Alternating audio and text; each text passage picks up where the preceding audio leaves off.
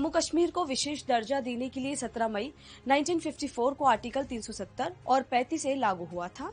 अगस्त 2019 में संसद में प्रस्ताव पास कर इसे खत्म कर दिया गया था। राज्य को 2 केंद्र शासित प्रदेशों में बांट दिया था।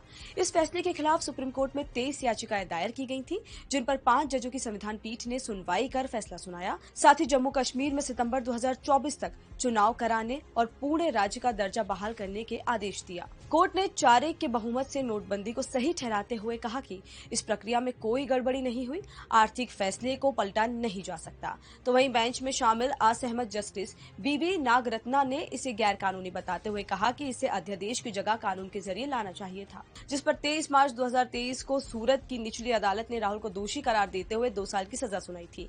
इसके चलते राहुल की सांसदी रद्द हो गई थी। राहुल ने सुप्रीम कोर्ट का दरवाजा खटखटाया। 4 अगस्त 2023 को सुप्रीम कोर्ट ने राहुल गांधी की दोष सिद्धि पर रोक लगाई। कोर्ट ने कहा कि इस फैसले का असर सिर्फ एक व्यक्ति पर नहीं, बल्कि इससे वायनाड के मतदाताओं के अधिकार भी प्रभावित हुए हैं। सुप्रीम कोर्ट ने सभी याचिकाओं को क्लब करके 5 जजों की बेंच बनाई थी।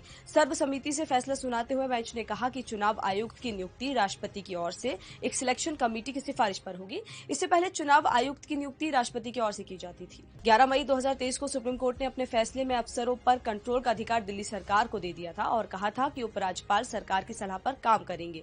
लेकिन केंद्र सरकार इसमें एक नया ट्विस्ट ले आई। सरकार ने अध्यादेश जारी कर कोर्ट का फैसला पलट दिया और ट्रांसफर पोस्टिंग का अधिकार वापस उपराज्यपाल को दे दिया। कोर्ट ने कहा कि वो कानून नहीं बना सकते, केवल उनकी व्याख्या कर सकता है। विशेष विवाह अधिनियम में बदलाव करना संसद का काम है। हालांकि कोर्ट ने कहा कि इनके संयुक्त बैंक खाते खोले जाए और बीमा पॉलिसी में भागीदार नियुक्त किया जाए।